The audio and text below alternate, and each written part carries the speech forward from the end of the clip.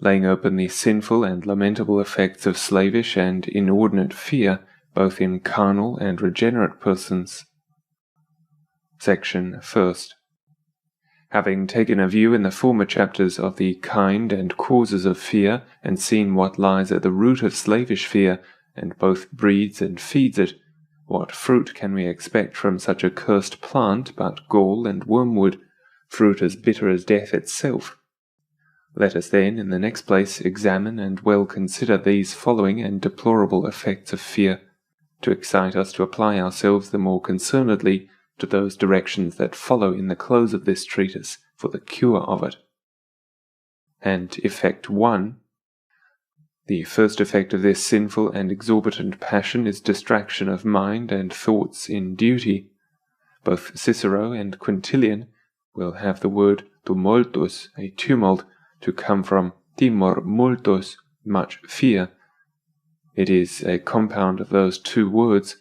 Much fear raises great uproars and tumults in the soul, and puts all into hurries and distractions, so that we cannot attend upon any service of God with profit or comfort. It was therefore a very necessary mercy that was requested of God, Luke 1 verse 74, that we, being delivered out of the hands of our enemies, might serve him without fear. For it is impossible to serve God without distractions till we can serve him without the slavish fear of enemies. The reverential fear of God is the greatest spur to duty and choicest help in it, but the distracting fears of men will either wholly divert us from our duty, or destroy the comfort and benefit of our duties. It is a deadly snare of the devil to hinder all comfortable intercourse with God. It is very remarkable that when the Apostle was giving his advice to the Corinthians about marriage in those times of persecution and difficulty, he commends them to a single life as most eligible, where it may be without sinful inconveniencies, and that principally for this reason, that they might attend upon the Lord without distraction. 1 Corinthians 7 verse 35. He foresaw what straits, cares, and fears must unavoidably distract those in such times that were most clogged and encumbered with families and relations. When a man should be thinking, "Oh, what shall I do now to get my doubts and fears resolved about my interest in Christ? How may I so behave myself in my sufferings as to credit religion, and not to become a scandal and stumbling block to others?" His thoughts are taken up with other cares and fears. "Oh, what will become of my wife and my poor little ones? What shall I do with them and for them, to secure them from danger?" I doubt not, but it is a great design of the devil to keep us in continual alarms and frights, and to puzzle our heads and hearts with 1,000 difficulties, which possibly may never befall us, or, if they do, shall never prove so fatal to us as we fancy them. And all this is to unfit us for our present duties, and to destroy our comfort therein.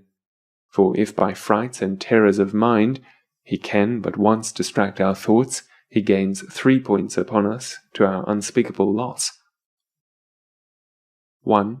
Hereby he will cut off the freedom and sweetness of our communion with God in duties, and what an empty shell will the best duties be when this kernel is wormed out by such subtle artifice.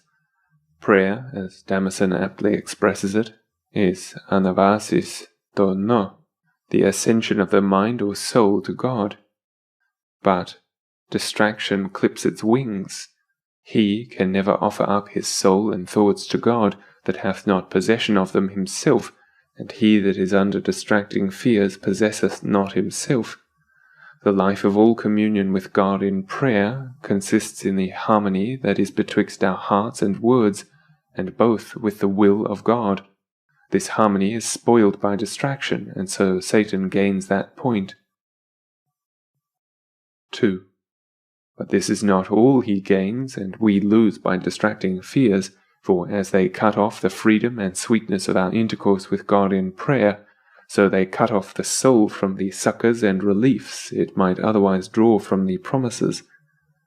We find when the Israelites were in great bondage, wherein their minds were distracted with fears and sorrows, they regarded not the supporting promises of deliverance sent them by Moses, Exodus 6 verse 3. David had an express and particular promise of the kingdom from the mouth of God, which must needs include his deliverance out of the hand of Saul and all his stratagems to destroy him. But yet, when imminent hazards were before his eyes, he was afraid, and that fear betrayed the succours from the promise, so that it drew quite a contrary conclusion. 1 Samuel 27 verse 1, I shall one day perish by the hand of Saul. And again, he is at the same point, Psalm 116 verse 11, all men are liars, not excepting Samuel himself, who had assured him of the kingdom. This is always the property and nature of fear, as I showed before, to make men distrust the best security when they are in imminent peril.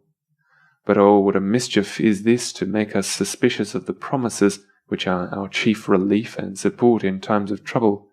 Our fears will unfit us for prayer, they will also shake the credit of the promises with us, and so great is the damage we receive both ways, that it were better for us to lose our 2 eyes than 2 such advantages in trouble. But 3, this is not all. By our present fears we lose the benefit and comfort of all our past experiences, and the singular relief we might have from all that faithfulness and goodness of God, which our eyes have seen in former straits and dangers. The present fear clouds them all, Isaiah 51 verses 12 and 13. Men and dangers are so much minded that God is forgotten, even the God that hath hitherto preserved us, though our former fears told us the enemy was daily ready to devour us. All these sweet reliefs are cut off from us by our distracting fears, and that at a time when we have most need of them. Effect 2. Dissimulation and hypocrisy are the fruit of slavish fear. Distraction, you see, is bad enough, but dissimulation is worse than distraction, and yet, as bad as it is, fear hath given good men into this snare. It will make even an upright soul warp and bend from the rules of that integrity and candour which should be inseparable at all times from a Christian. Of whom, saith God to his Israel, Hast thou not been afraid that thou hast lied and hast not remembered me? God finds falsehood and charges it upon fear. Q.D. I know it was against the resolution of my people's hearts thus to dissemble. This certainty is the effect of a fright. Who is he that hath scared you into this evil? It was Abraham's fear that made him dissemble to the reproach of his religion, Genesis 20 verses 2 and 11. And indeed it was but an odd sight to see an heathen so schooling and reproving great Abraham about it, as he there doth. It was nothing but fear that drew his son Isaac into the like snare, Genesis 26 verse 7. And it was fear that overcame Peter against his promise as well as principle, to say concerning his dear Saviour, I know not the man, Matthew 26 verse 72. Had Abraham at that time remembered and acted his faith freely upon what the Lord had said to him, Genesis 17 verse 1, Fear not, Abraham, I am thy shield, he had escaped both the sin and the shame into which he fell, but even that great believer was foiled by his own fears, and certainly this is a great evil, a complicated mischief. For one, by these falls and scandals, religion is made vile and contemptible in the eyes of the world. It reflects with much reproach upon God and his promises, as if his word were not sufficient security for us to rely upon in times of trouble, as if it were safer trusting to our wit, yea, to sin, than to the promises. 2. It greatly weakens the hands of others and proves a sore discouragement to them in their trials, to see their brethren faint for fear, and ashamed to own their principles. Sometimes it hath this mischievous effect, but it is always improved by Satan and wicked men to this purpose. And 3. It will be a terrible blow and wound to our own consciences. For such flaws in our integrity we may be kept waking and sighing many a night. Oh, see the mischiefs of a timorous and faint spirit. Effect 3. Slavish fears of the creature exceedingly strengthen our temptations in times of danger, and make them very efficacious and prevalent upon us, Proverbs 29 verse 25. The fear of man brings a snare. Satan spreads the net, but we are not within its reach, till our own fears drive us unto it. The recoiling of our spirits from some imminent dangers may cause the pulse of a true Christian to intermit and falter, how regular soever it beats at other times. This will cause great trepidation and timidity in men that are sincere and upright, and that is it that brings the snare over their souls. Aaron was a good man, and idolatry he knew to be a great sin, yet fear prevailed with that good man to give too much way to that great evil. Exodus 32 verse 22. Thou knowest the people that they are set upon mischief, saith he in his own excuse in the matter of the golden calf. Q.D. Lord, I durst do no otherwise at that time. The people were violently and passionately set upon it. Had I resisted them, it might have cost me dear. It was fear that prevailed with Origen to yield so far as he did in offering incense to the idol, the consideration of which fact brake his heart in pieces. It was nothing but fear that made David play the fool and act so dishonorably as he did. 1 Samuel 21 verse 12. Fear is a snare in which Satan hath caught as many souls as in any other of his stratagems and snares whatsoever. It were easy to give instances, so many and so sad, as would enlarge this head, even to tediousness, but I choose rather to come to the particulars wherein the danger of this snare of the devil consists. And 1. Herein lies the ensnaring danger of sinful fear, that it drives men out of their proper station, out of their place and duty, beside which there is none to be found but what is Satan's ground. The subtle enemy of our salvation is aware that we are out of gunshot, beyond his reach, whilst we abide with God in the way of our duty, that the Lord is with us whilst we are with him, and there is no attempting our ruin under the wings of his protection. If ever therefore he meaneth to do anything upon us, he must get us off that ground and from under those wings, and there is nothing like fear to do this. Then we are as the birds that are wandering from their nests, Proverbs 27 verse 8, or like Shimei out of his limits. 2. Fear is usually the first passion in the soul that beats a parley with the enemy, and treats with the tempter about terms of surrender, and as the French proverb is, the castle that parleys is half won. It is fear that consults with flesh and blood, whilst faith is engaged with God for the supply of strength to endure the siege. We have a sad and doleful instance of this in Spira. He tells us how his own fears betrayed him by parleying with the tempter, for thus Mr. Bacon, in the history of his life, records the occasion of his fall. Quote, whilst Spira was tossing upon the restless waves of doubts, without guide to trust to, or haven to flee for succour, on a sudden, God's Spirit assisting, he felt a calm, and began to discourse with himself in this manner: Why wanderest thou thus in uncertainties? Unhappy man, cast away fear, put on thy shield of faith. Where is thy wonted courage, thy goodness, thy constancy? Remember that Christ's glory lies at the stake. Suffer then without fear, and he will defend thee. He will tell thee what thou shalt answer. He can beat down all danger, bring thee out of prison, raise thee from the dead. Consider Peter in the dungeon, the martyrs in the fire, etc. Now was Spira in reasonable quiet, being resolved to yield to those weighty reasons, yet holding it wisdom to examine all things, he consults also with flesh and blood. Thus the battle renews, and the flesh begins in this manner: Be well advised, fond man, consider reasons on both sides, and then judge. How canst thou thus overween thine own sufficiency, as thou neither regardest the examples of thy progenitors, nor the judgment of the whole church? Dost thou not consider what misery this day's rashness will bring thee unto? Thou shalt lose all thy substance, gotten with so much care and travail. Thou shalt undergo the most exquisite torments that malice itself can devise. Thou shalt be counted an heretic of all, and, to close up all, thou shalt die shamefully. What thinkest thou of the loathsome, stinking dungeon, the bloody axe, the burning faggot? Are they delightful? Etc. Thus, through fear, he first parleyed with the tempter, consulted with flesh and blood, and at last fainted and yielded. 3. It is fear that makes men impatient of waiting God's time and method of deliverance, and so precipitates the soul and drives it into the snare of the next temptation. Isaiah 51 verse 14. The captive exile hasteth to be delivered out of the pit. Any way or means of escape that comes next to hand, saith fear, is better than to lie here in the pit, and when the soul is thus prepared by its own fears, it becomes an easy prey to the next temptation.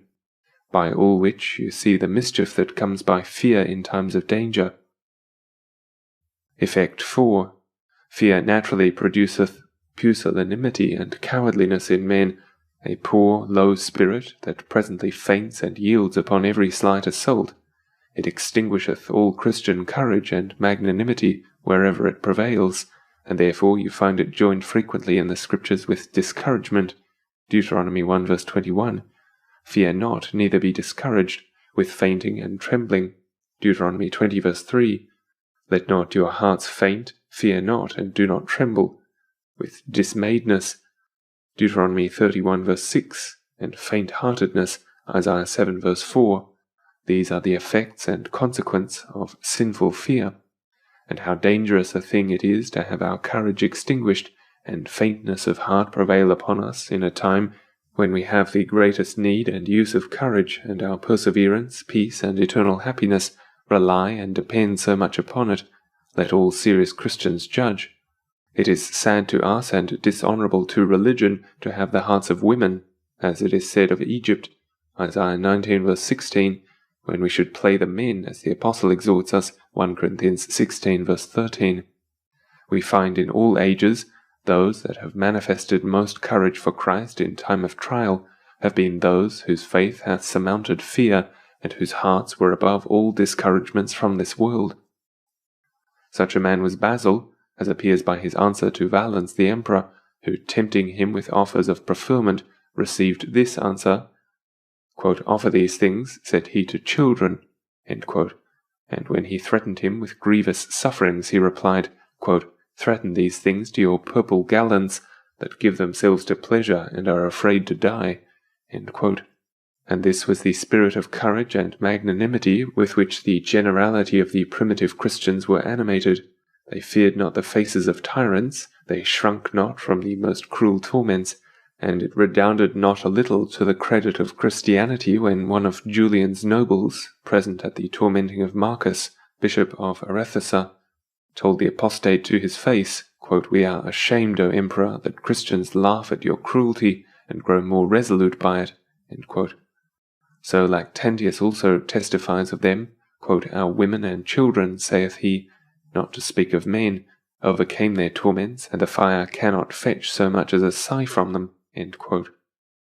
If carnal fear once get the ascendant over us, all our courage and resolution will flag and melt away. We may suffer out of unavoidable necessity, but shall never honor Christ and religion by our sufferings. Effect 5. Carnal fear is the very root of apostasy. It hath made thousands of professors to faint and fall away in the hour of temptation. It is not so much from the fury of our enemies without, as from our fears within, that temptations become victorious over us. From the beginning of fears, Christ dates the beginning of apostasy. Matthew 24 verses 9 and 10.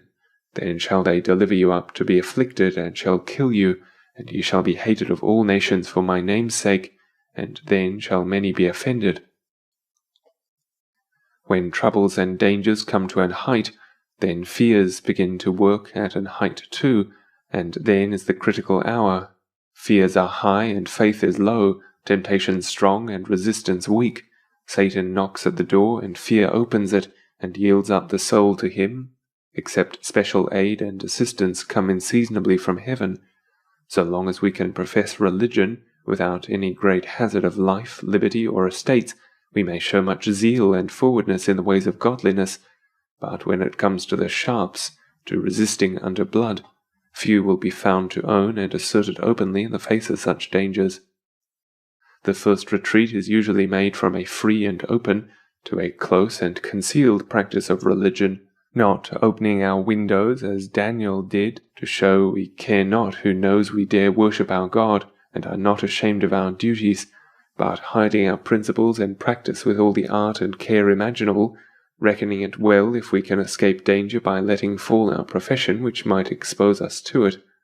But if the inquest go on and we cannot be secured any longer under this refuge, we must comply with false worship, and give some open signal that we do so, or else be marked out for ruin. Then saith Fear, give a little more ground, and retreat to the next security, which is to comply, seemingly, with that which we do not allow, hoping God will be merciful to us and accept us, if we keep our hearts for him, though we are forced thus to dissemble and hide our principles.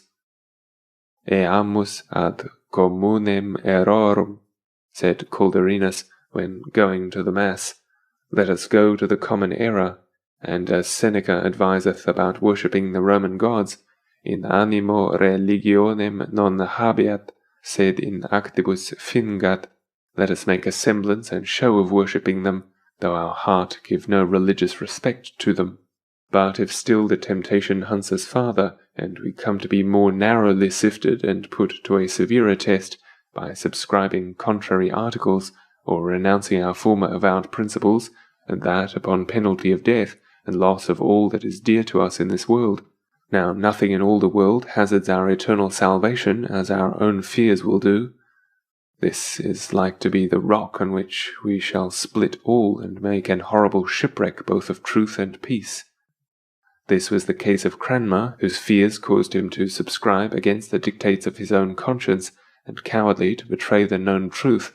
And indeed there is no temptation in the world that hath overthrown so many as that which hath been backed and edged with fear. The love of preferments and honours hath slain its thousands, but fear of sufferings its 10,000s. Effect 6. Sinful fear puts men under great bondage of spirit, and makes death 1,000 times more terrible and intolerable than it would otherwise be to us. You read of some, Hebrews 2 verse 16, who through the fear of death were all their lifetime subject to bondage, i.e., it kept them in a miserable anxiety and perplexity of mind, like slaves that tremble at the whip which is held over them. Thus many thousands live under the lash. So terrible is the name of death, especially a violent death, that they are not able with patience to hear it mentioned, which gave the ground of that saying, Protestat semel, quam semper mori. It is better to die once than to be dying always. And surely there is not a more miserable life any poor creature can live than such a trembling life as this is. For 1, such bondage as this destroys all the comfort and pleasure of life. No pleasure can grow or thrive under the shadow of this cursed plant. Nil ei beatum cui semper aliquis terror impenteat, saith Cicero. All the comforts we possess in this world are embittered by it. It is storied of Damocles, the flatterer of Dionysius the tyrant, that he told him he was the happiest man in the world, having wealth, power, majesty, and abundance of all things. Dionysius sets the flatterer in all his own pomp at a table furnished with all dainties, and attended upon as a king, but with a heavy sharp sword hanging by a single horsehair right over his head. This made him quake and tremble, so that he could neither eat nor drink, but desired to be freed from that estate. The design was to convince him how miserable a life they live who live under the continual terrors of impending death and ruin. It was a sore judgment which God threatened against them in Jeremiah 5 verse 6. A lion out of the forest shall slay them, and a wolf of the evening shall spoil them. A leopard shall watch over their cities, every one that goeth out thence shall be torn in pieces. What a miserable life must those persons live, who could not stir out of the city, but they presently were seized by lions, wolves, and leopards that watched over them, and lurked in all the avenues to make them a prey. And yet this is more tolerable than for a man's own fear to watch continually over him. 2. And yet I could wish this were the worst of it, and that our fears destroyed no better comforts than the natural comforts of this life, but alas, they also destroy our spiritual comforts, which we might have from God's promises, and our own and others' experiences, which are incomparably the sweetest pleasures men have in this world. But as no creature comfort is pleasant, so no promise relishes like itself to him that lives in this bondage of fear. When the terrors of death are great, the consolations of the Almighty are small.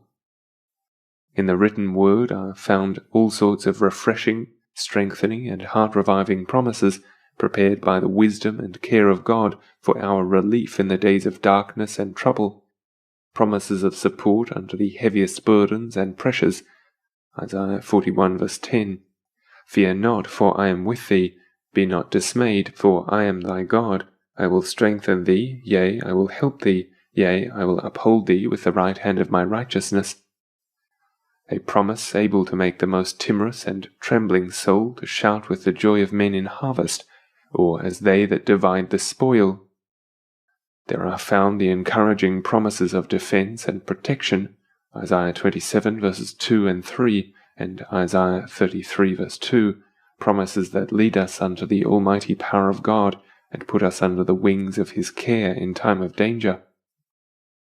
Promises of moderation and mitigation in the day of sharp affliction, that we may be able to bear it, Isaiah 27 verse 8, 1 Corinthians 10 verse 13. Promises of deliverance out of trouble. If the malice of man bring us into trouble, the mercy of God will assuredly bring us out.